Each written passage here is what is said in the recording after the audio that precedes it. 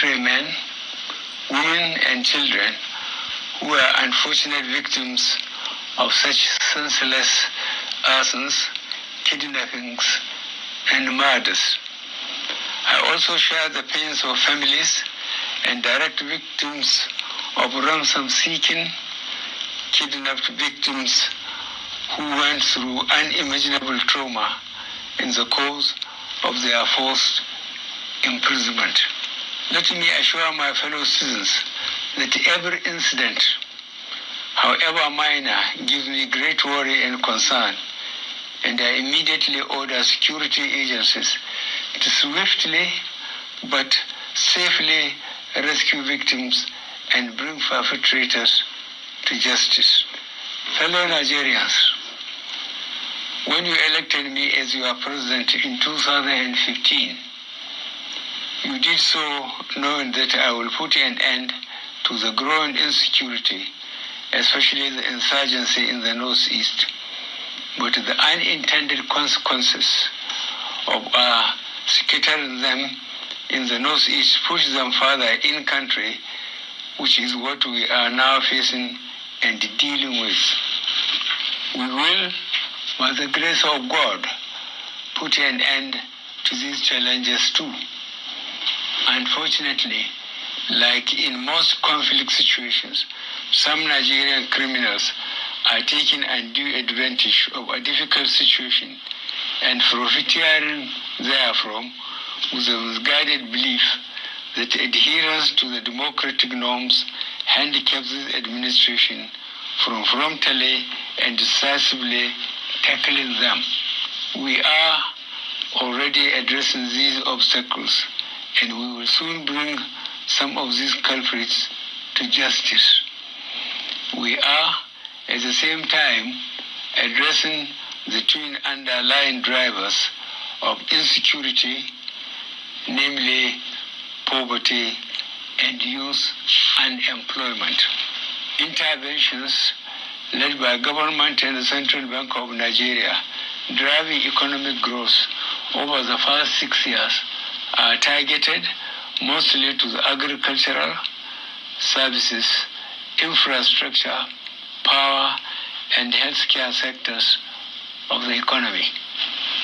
In the agricultural sector, for instance, the Anchor Borrowers Program resulted in sharp decline in the nation's major food import bill from $2.23 billion United States dollars in 2014 to $0.59 billion United States dollars by the end of 2018.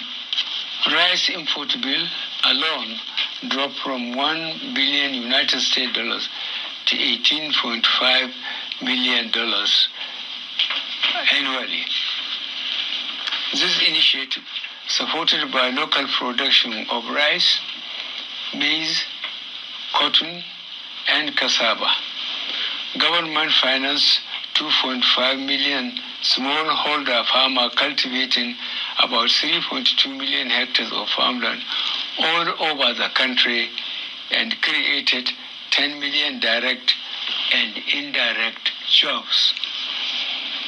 Several other initiatives, namely Agribusiness Small and Medium Enterprise Investment Scheme, the Non-Oil Export Stimulation Facility, the Targeted Credit Facilities operated across the 774 local governments.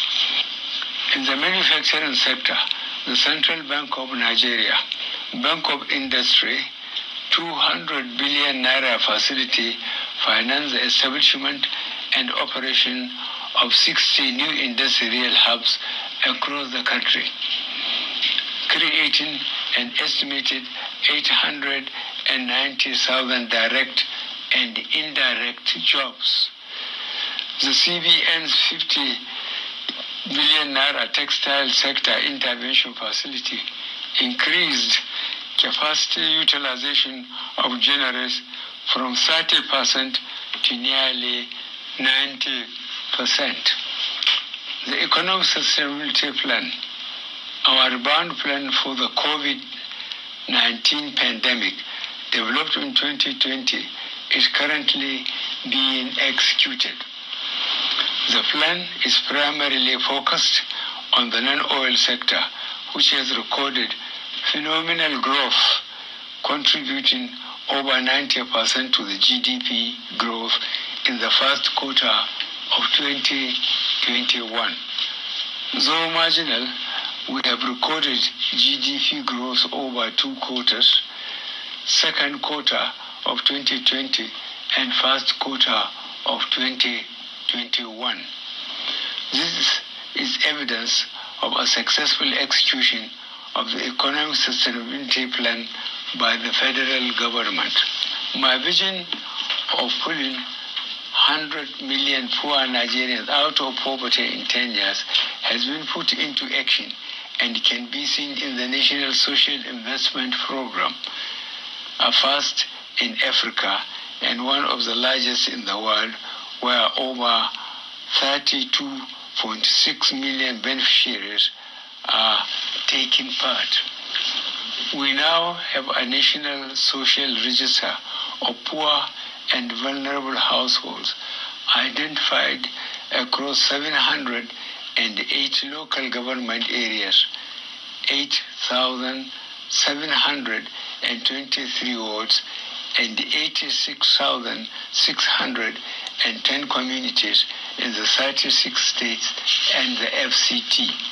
Our conditional cash transfer program has benefited over 1.6 million poor and vulnerable households, comprising more than 8 million individuals. This provides a monthly stipend of 10,000 naira per household.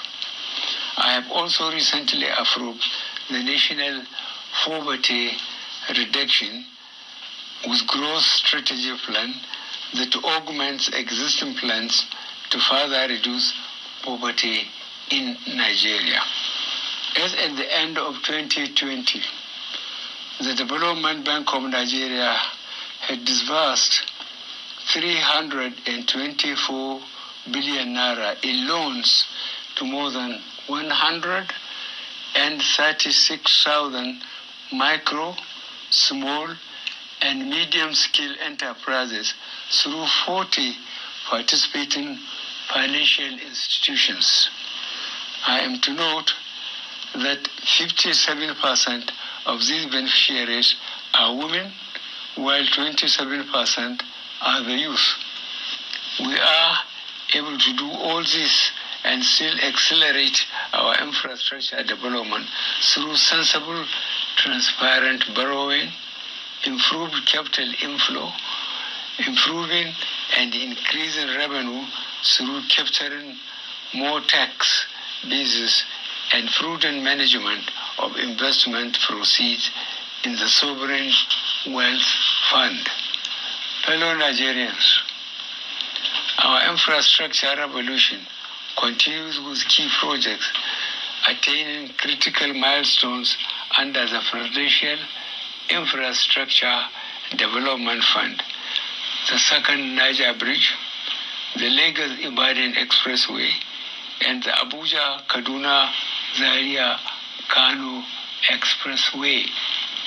I have also approved the establishment of Infraco PLC, a world-class infrastructure development vehicle wholly focused on Nigeria, whose capital structure of 15 trillion naira. The rail system is not left out, as the Itape-Warri standard gauge rail was completed and commissioned 33 years after construction began. The Lagos-Ibadan double-track railway line, which I have just commissioned, has commenced operations. We are focused on ensuring that our infrastructure drive is key to economic growth and one that can be felt by every Nigerian. Building critical infrastructure in our ports is also opening up opportunities for the Nigerian economy. My approval for 4 new seaports using public-private partnership approach is hinged on growing the Nigerian economy. These 4 seaports, Lekki Deep Seaport, Bonny Deep Seaport, Ibom Deep Seaport, and Warri Deep Seaport, will create massive job opportunities and foreign investment inflows. We have worked at deepening our eastern ports leading to success, like having 3 container ship berths at Calabar Port, a first in 11 years. Similarly, on 30th October 2019, an LPG tanker operated by NLNG berthed in Port Harcourt, the first time an LPG ship is berthing at any of the eastern ports. As we invest in these new assets, we have also made strides in ensuring that they are secured and protected. In this regard, I am also pleased to note the launch of the Nemasa Deep Blue